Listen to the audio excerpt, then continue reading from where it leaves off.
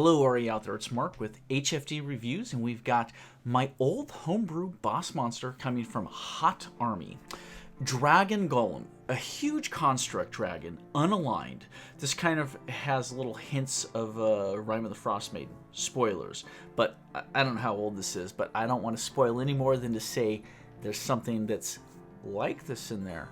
But, you know, it could be anything. Don't sweat it. AC 17 natural armor. So, yeah, any sort of construct is going to be made out of pretty durable material, I'd imagine. So, slightly tanky, but not impossible to hit even for a lower level party. Hit points are coming in at an average of 178, so chunky. Speed is 40, climb speed of 40, flying speed of 25. So I'd say this thing is large and lumbering, cumbersome. I mean, a party can just walk along and keep up with this on the ground while it's flying. So that is helpful to the party, that it can't escape from it. I do see a note up here in the corner, note 2. Magma will go away in 2 turns. Magma? What? Let's get to it. I'm sure there's magma further on here.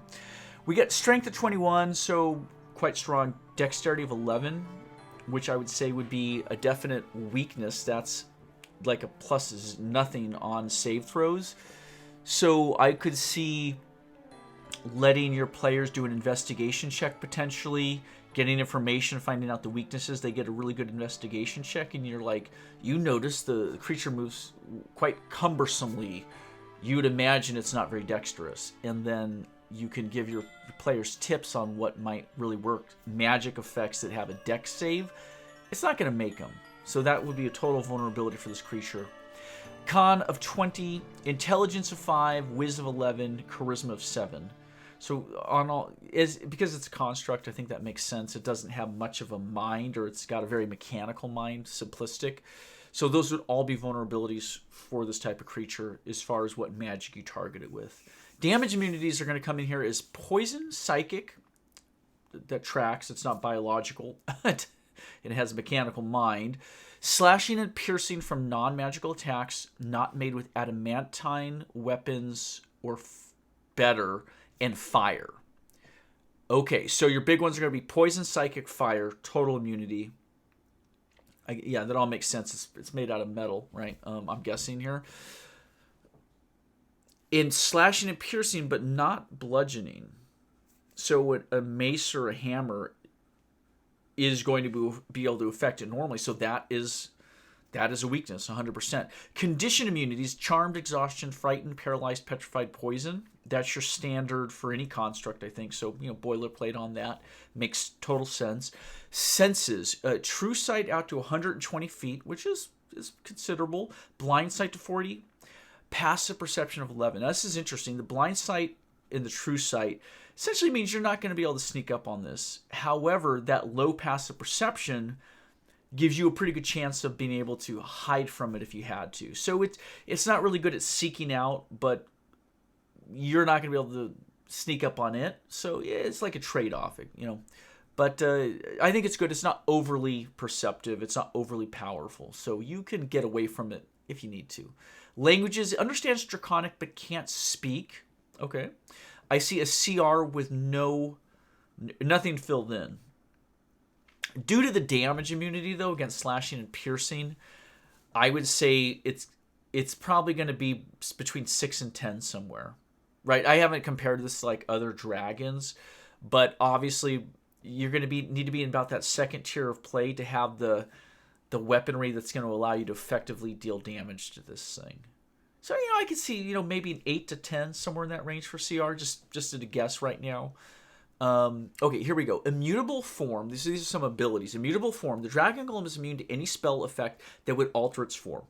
I like that. I think that's pretty typical for constructs. Am I right about that? Like, can you transmute a Iron Golem or something? Yeah. Unstable regeneration. The Dragon Golem regains 10 HP at the start of its turn. If the Dragon Golem takes acid or bludgeoning damage, this trait doesn't function at the start of the Dragon Golem's next turn. Oh my gosh. So up here under damage immunities, you mentioned slashing and piercing, but not bludgeoning. So bludgeoning is a weakness. You can crack it, dent it, and destroy it that way. I could see as a DM putting the schematics or the blueprints for the dragon golem hidden away in a Mad Tinker's lair or a BBEG, or kind of like the plans to the Death Star, right? Where the heroes have to go get the plans, like Rogue One, right? So they can find the vulnerability of this weapon of destruction. Bludgeoning damage would be it. You could even have a mundane group of, say, level 5s all gear up with bludgeoning weapons, staffs, and hammers, potentially take this thing on. Yeah. If you know the weaknesses. So I think that's cool to make a boss monster that has vulnerabilities, such as a low dex and a weakness to, not a weakness, but a vulnerability to bludgeoning damage. So very nice touch. The dragon golem's body is destroyed only if it starts its turn with 0 HP, and it explodes in a 60-foot cube, dealing 60-10 bludgeoning damage, a DC 15 dex save to take half damage.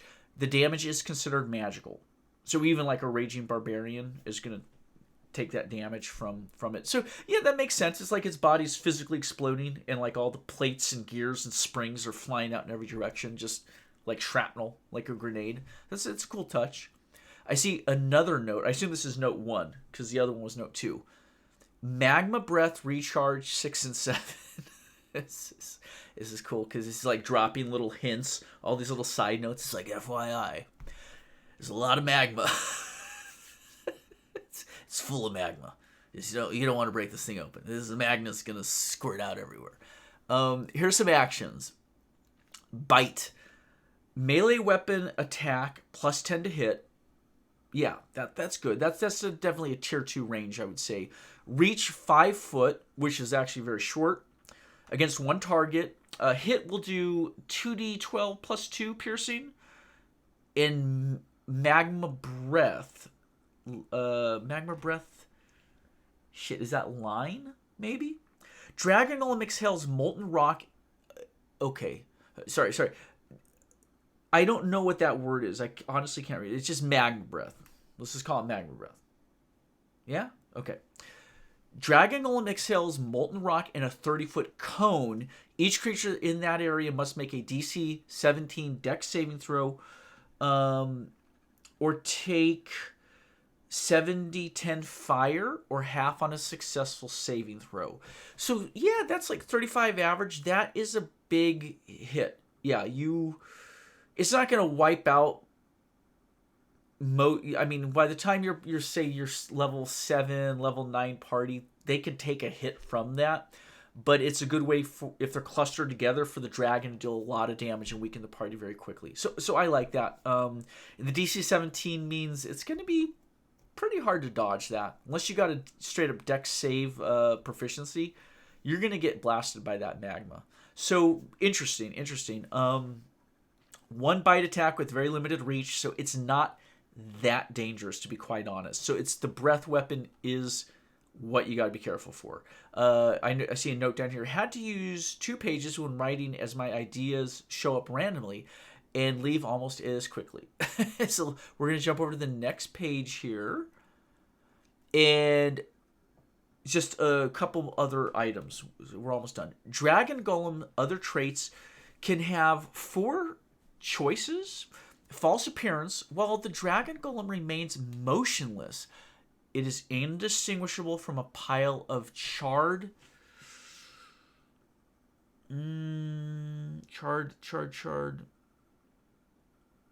rubble. Rubble. Okay, I think so. Unless seen through magical means. Okay, I'm almost in a pile of charred rubble, garbage, trash. It looks like just a burnt up bunch of machinery, maybe. But obviously magical means such as true sight would let you see it for what it really is. I think that makes sense. Notice the Dragon Golem has a core where its heart would be, so like a molten core or an energy core, some sense. Maybe if you had like an infravision or heat vision, you'd be able to see into it, or possibly even with some sort of magical true sight vision, you would see this glowing, pulsing core in the heart of the creature. I think that's a nice touch.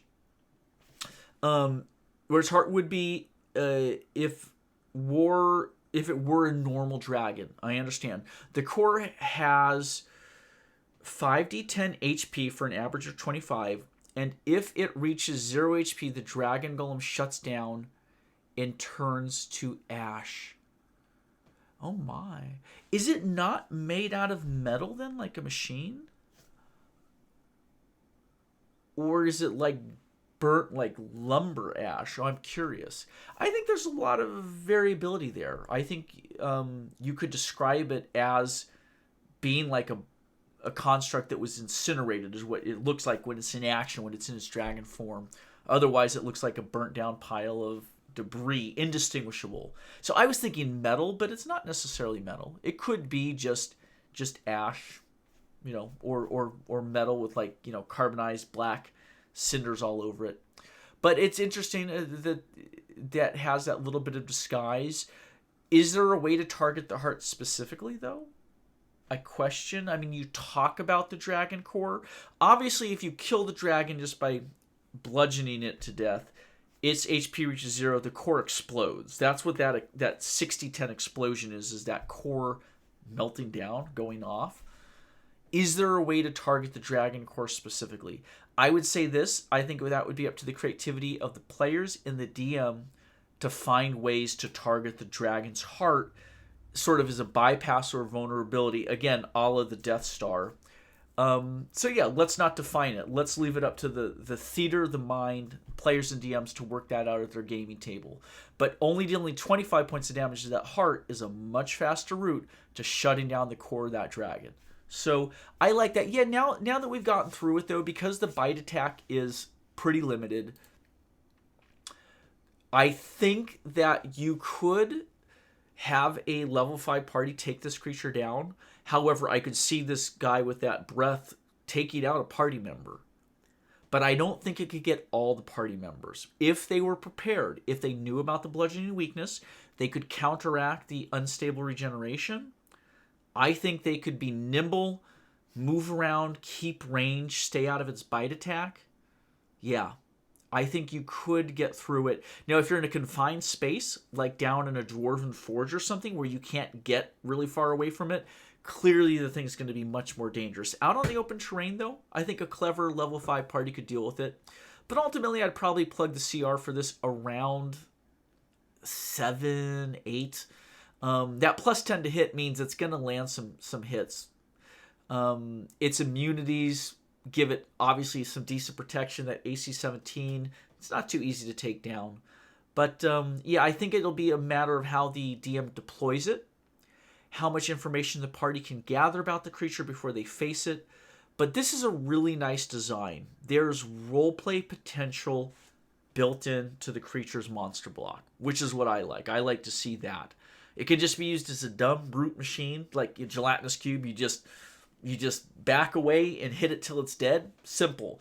Or it could be like, no, this thing gets the jump on you. You didn't do your research first. So it can be a very hard or very mundane challenge depending on how it's role played out. I'll let it go at that. That's long enough. Thank you so much, Hot Army, as always, for sharing. I loved your hand-done stuff. I would love to see a drawing of it, but it might just be like a pile of indistinguishable burnt rubble. So I you just it's just a pile of like, lead, graphite, lines and stuff. It's like, what? It's just a trash pile of ash. I don't know what to tell you, man. A little wisp of smoke coming up from the top of it. So I'm awaiting that artwork. If you watched, thank you. Take care.